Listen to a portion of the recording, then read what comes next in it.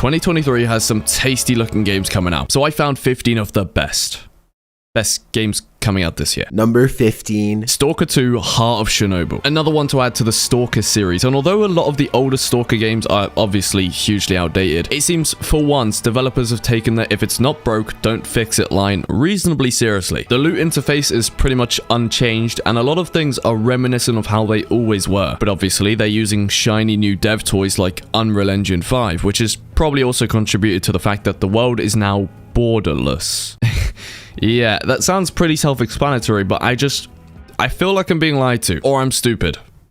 Anyways, everything you just heard may still change, and it may also come from someone who has never actually played a Stalker game. Anyways, it's coming out on PC and Xbox in December of this year, but don't bet your house on that because you know how often dev teams underestimate their targets. Number 14, Redfall, a Borderlands-style co-op FPS game with vampires. The dev said something that thousands of people have yet to figure out though. It's very dynamic, it's constantly changing, you never really feel like you played the same game twice. Either that man is high off sleep deprivation or he knows how to sell a game. But this one honestly looks like probably the most promising one in a while. The dev's Arcane Studio also created Dishonored, albeit back in 2012, but Redfall is almost 100% coming out on the 2nd of May this year, and like your least favorite fuckfest shooter, you can play different heroes. But according to Reddit, my favorite website, they sound more like Borderlands-style archetypes. I don't know what that word means. Redfall has a lot of info available in this Reddit thread, so I'll link it below in case you want to have a look at any unanswered questions. Number 3, Remnants.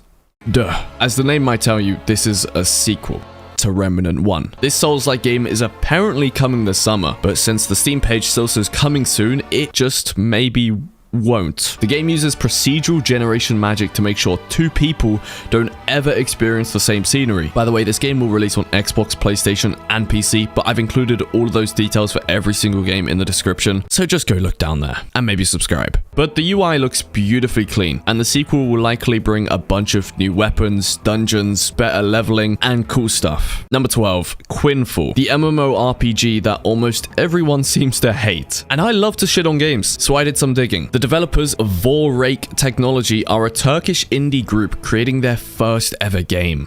They were founded in 2021, and a lot of the assets seem recycled and off the Unity asset store, which is fine, but it just feels like a game that'll promise you a good time just to rip the money out of your pants while taking them off and then leave you without being able to refund.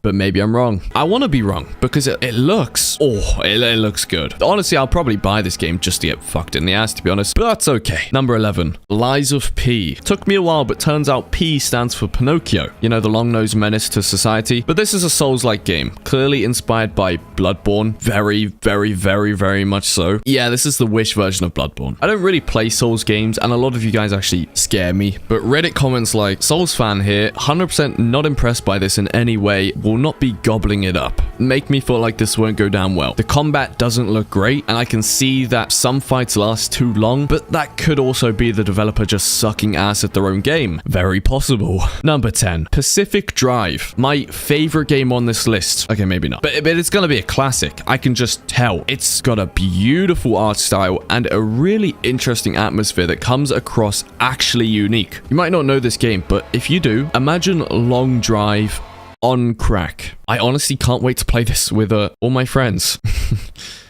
It's coming this year, sometime. I don't know when because all they said is 2023, and you know what? I believe them. Hold on, hear from the future and that. Apparently it's single player, so I don't need to worry about anything.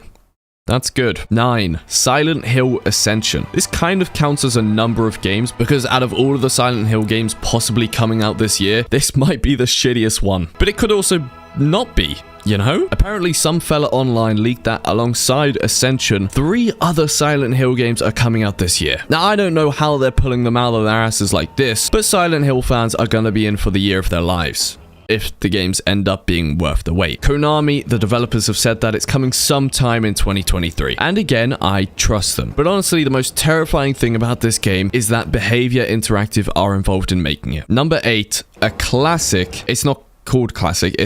It's the Outlast Trials. Outlast is a lot of people's favorite game, and a game that is so fucked up, the cost of therapy may as well be deducted from the game's price. The trailer is obviously amazing, and you can tell that the voice acting is great, and a lot of people have already played the beta, and most only have good things to say. The Outlast Trials come out on the 18th of May, so you guys have fun with that. I'll just stay over here. Number 7, The Finals. A game that recently got a lot of traction for being, well,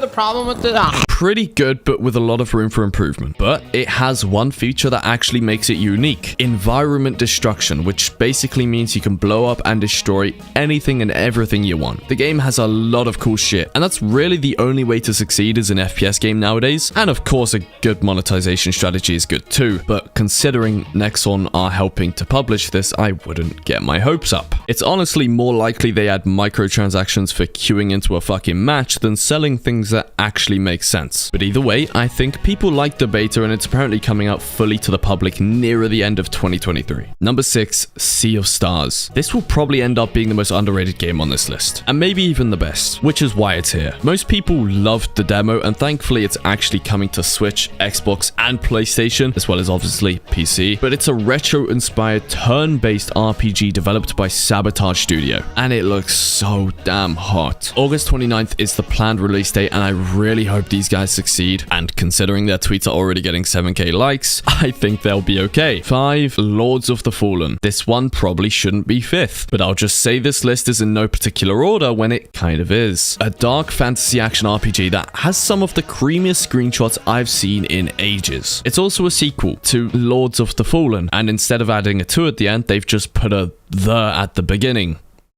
Innovation. The prequel, Lords of the Fallen, was apparently not very good, but a different dev team is making this one, so it could and probably will feel entirely new. Number 4, Manor Lords. Yes, I made a video on this one before. No, this isn't sponsored. This game actually ruined my life for one night, and then they removed the demo because that shit had me addicted. And I still don't know whether it gave me a power trip when I was making peasants walk miles to church, or that it was just a good game. It's just a medieval city builder, but it feels so well executed. Though, you know, the demo wasn't that well optimized, but that'll change, hopefully. It's coming out this year, reportedly, and I believe it. 3, Counter-Strike 2. One of the craziest piece of gaming news to hit in years, at least for me. This one is entirely biased, and I will absolutely be pumping Gaben's wallet with this game, okay? I just need you to know that. The game is only changing some core mechanics and keeping a lot of the main things that make the skill gap so high the same, and also updating the game engine to Source 2. Smokes are now volumetric, which means they get fat and long instead of just staying round. You can also shoot through the smokes and blow them up, which is crazy. Obviously, the pros are probably shitting themselves, but as much as Valve is scarily silent, I actually trust them. CS2 beta actually recently released, and obviously there were bugs. I think you can toggle the legs on and off. Try F10 and then they should fade away.